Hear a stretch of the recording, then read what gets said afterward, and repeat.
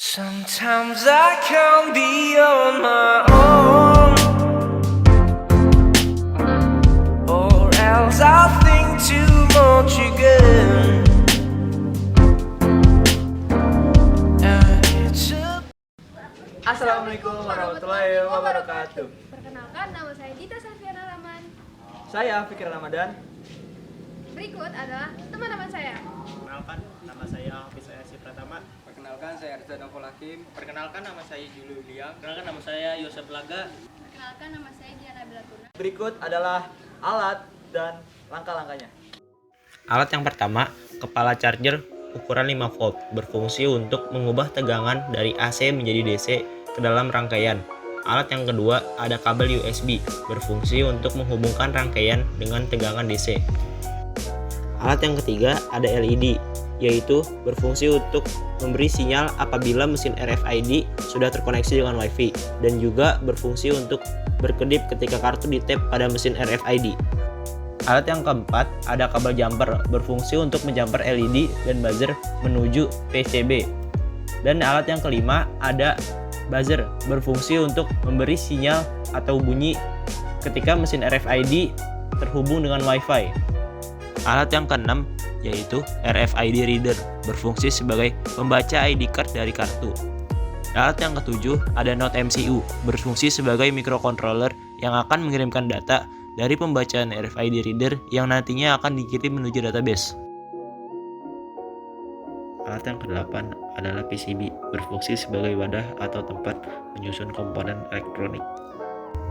Alat yang sembilan ada Duradus atau box berfungsi sebagai tempat penyimpanan alat RFID.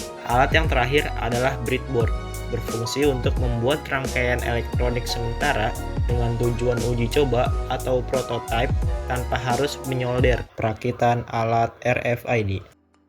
Langkah yang pertama adalah masukkan RFID ke dalam breadboardnya. Setelah itu, susun rangkaian kabel jumper, lalu rangkaian tersebut dimasukkan ke dalam breadboardnya. Pastikan tercolok dengan benar.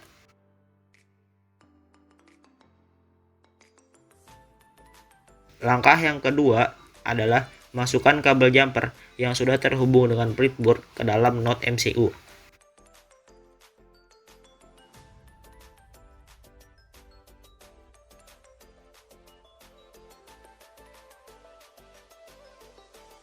Langkah yang ketiga yaitu masukkan LED ke dalam breadboard-nya.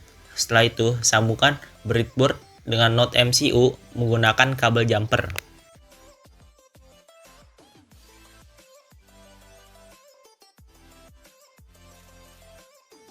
Langkah yang keempat adalah masukkan kabel jumper yang sudah terhubung dengan buzzer ke dalam breadboard-nya.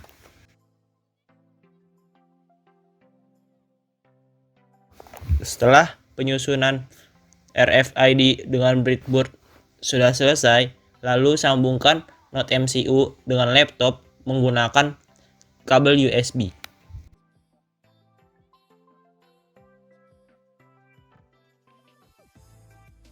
Nah, sekarang kita masuk ke tahap konfigurasi alat RFID. Yang perlu kita lakukan adalah mengikuti langkah-langkahnya dari modul. Untuk tahap pertama, kita hanya perlu menginstal ESP8266. Kita klik saja di boot manager ESP8266. Lalu kita tekan verify. Setelah proses verify selesai, maka langkah selanjutnya kita include library dan kita add zip library.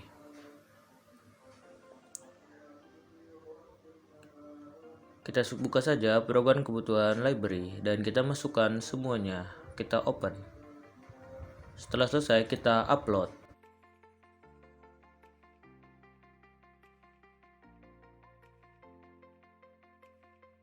Setelah upload selesai, kita tekan serial monitor, lalu kita ganti baud rate-nya menjadi 115.200. Lalu kita klik tombol reset-nya.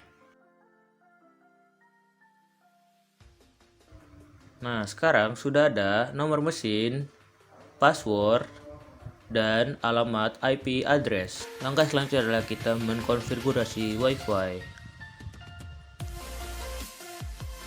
Kita masukkan saja passwordnya, yaitu password. Kita tekan next dan klik ya. Lalu kita konfigurasikan WiFi-nya. Kita pilih WiFi yang mau kita konfigurasi. Lalu kita klik dan kita masukkan passwordnya. Lalu kita tekan save. Nah, sudah terkonfigurasi. Sekarang yang kita lakukan adalah menunggunya connect, dan sudah terkonek. Lalu kita scan kartunya.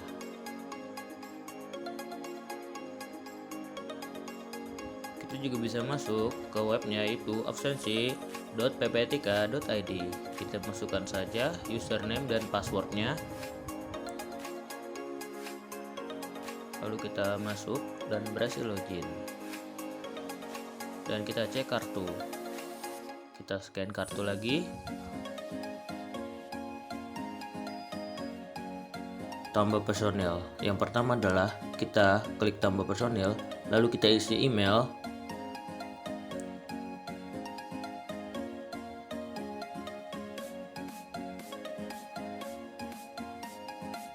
Lalu username. Lalu nama lengkap.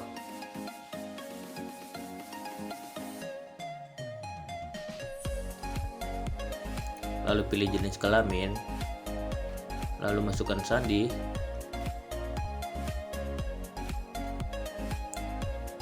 Selanjutnya adalah kita masukkan kode RFID yang ada pada kartu. Jika sudah, kita isi bagian. Nah, kita masukkan saja bagian ke siswa Telesandi. Lalu langkah selanjutnya adalah kita mengisi tahun ajaran. Lalu kita klik tambah personel dan berhasil. Selanjutnya adalah kita melihat di list personel. Pertama kita pilih bagian siswa Telesandi, lalu pilih tahun, dan kita lihat Julia William sudah masuk. Untuk menambahkan mesin, pertama kita klik tambah mesin, lalu kita isi address mesin. Address mesin terdapat pada nama atau address pada WiFi.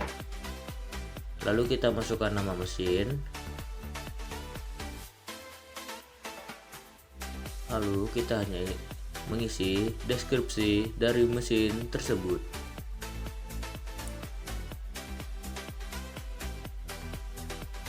Nah, lalu klik tambah mesin dan berhasil. Kita lihat di list mesin dan sudah ada tambah personel. Yang pertama adalah kita klik tambah personel, lalu kita isi email.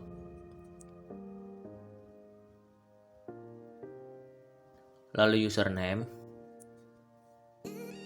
Lalu nama lengkap. Lalu pilih jenis kelamin. Lalu masukkan sandi. Selanjutnya adalah kita masukkan kode RFID yang ada pada kartu. Jika sudah, kita isi bagian. Nah, kita masukkan saja bagian ke siswa Telesandi. Lalu langkah selanjutnya adalah kita mengisi tahun ajaran. Lalu kita klik tambah personel dan berhasil. Selanjutnya adalah kita melihat di list personel. Pertama kita pilih bagian siswa Telesandi, lalu pilih tahun, dan kita lihat Julia William sudah masuk. Untuk menambahkan mesin, pertama kita klik tambah mesin, lalu kita isi address mesin. Address mesin terdapat pada nama atau address pada WiFi. Lalu kita masukkan nama mesin. Lalu kita mengisi deskripsi dari mesin tersebut. Nah, lalu klik tambah mesin dan berhasil. Kita lihat di list mesin dan sudah ada. Langkah yang terakhir adalah pengetesan alat RFID menggunakan kartu RFID.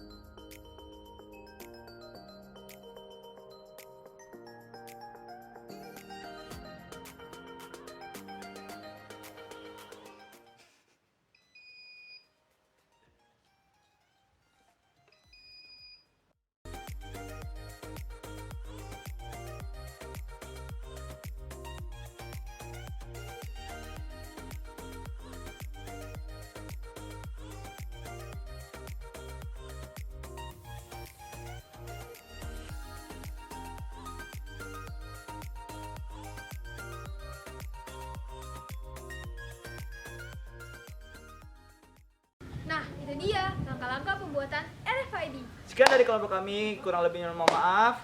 Wassalamualaikum warahmatullahi wabarakatuh.